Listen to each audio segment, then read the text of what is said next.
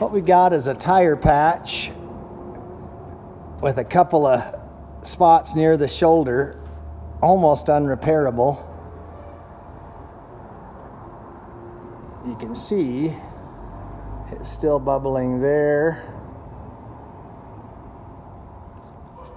and there after I've patched it and broke it back down.